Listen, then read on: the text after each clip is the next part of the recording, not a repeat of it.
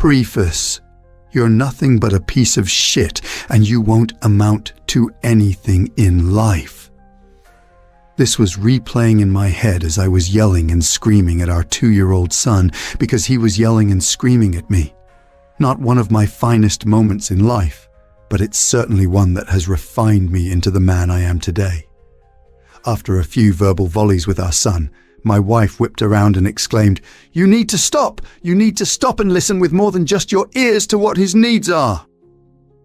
Misery crept in, and for the rest of the day I felt like a huge failure.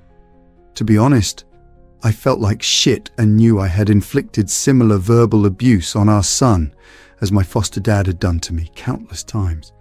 Thank God my soulmate has this way of reaching into your soul and capitalizing on the best parts of you while leaving the negativity behind. She does that with our children, and most impressively, she does it with me. The next day I took her words to heart and started teaching myself American Sign Language, ASL. Within a couple of months, our son was signing please, more, and thank you. It was truly surreal being able to communicate with him even though he couldn't talk. I've been writing software since I was 8, and I never felt so accomplished as I did being able to communicate with our son without saying a word. We ended up teaching a little bit of ASL to all of our children. We taught it to the older ones, and they would help teach our youngest. Fast forward 9 years later, I remember our daughter climbing in the car after her shift, and she said, "Dad, the coolest thing happened to me today. A deaf lady came into the restaurant and no one could communicate with her.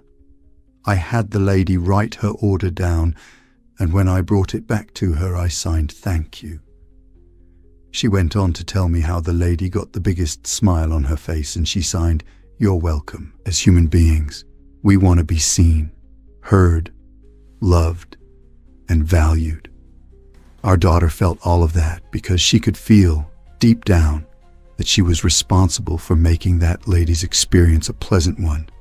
It was such a surreal moment for me, as it was a testament to how wielding my chaos truly led to a humbling, successful outcome vicariously through our daughter and what she had learned from us. Let's go back in time to the shit show of my first foster home before the Hall family saved me. Can you imagine going through every event in your life with a voice constantly saying, "You're nothing but a piece of shit"? Hearing this constantly as a young child only reinforced my behaviors as a holy terror.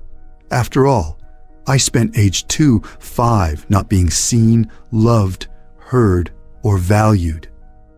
Growing up, I would do anything to be someone's friend. In fact, I remember stealing money from the church collection to buy candy for my friends after church. I would steal from my mom's purse to do the same. I had no real friends, so why not buy my friends right? When I turned 8, something pivotal happened. My mom would drop me off at the local college library while she attended her church function. We had friends and family that worked there, and they let me play inside the computer center, which was open to the public. I would come home with reams of green bar paper to show my mom what I had done. She sat there bored off her ass and cheerlead for me. It was the first time in my life I didn't feel like a piece of shit. I felt like I had truly accomplished something. I loved the positive attention so much. By 13, I was helping college kids with their COBOL and Pascal.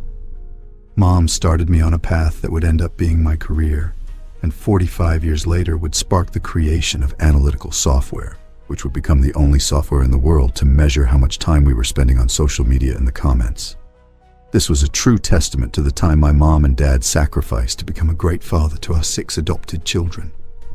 Chaos is an unforgiving paradox which has the potential to overhaul our psyche, render us powerless, and beat us to the ground gasping for air. Funny thing, while chaos can choke every last breath from our being, it's also essential for us to grow as human beings. Take a look at my track record, for example. Those beatings from my foster dad. I never wanted a child to have to go through what I went through. Those experiences refined my soul to better understand trauma. I wielded that chaos for good and helped others understand what it was like to endure the journey. I became a Pride co-trainer with our local Department of Social Services. While we ended up winning a few awards along the way, there's no better reward than the true reward of seeing your children thrive through their trauma. I would not be the man I am today if not taken in by the whole family. My wife Tina and our children, they saved me. I see in my wife the same remarkable attributes of my mother. My mom had this remarkable way of reaching into your souls to find the best parts of you. My wife does the same thing while gracefully pointing out how you can shift your psyche for positive outcomes. She is an amazing soul. Our book aims to help humanity see social media with eyes wide open. It will help you understand what happens behind the scenes to many of these so-called top influencer lists that everyone seems to look up to for inspiration. Who knows, maybe you have the next change we need to see in the world, but your ideas are being muted because of the vanity metrics you see around you. After reading our book, we hope you are truly seen, loved, heard, and valued for being you. It's up to all of us to help put the human back into humanity.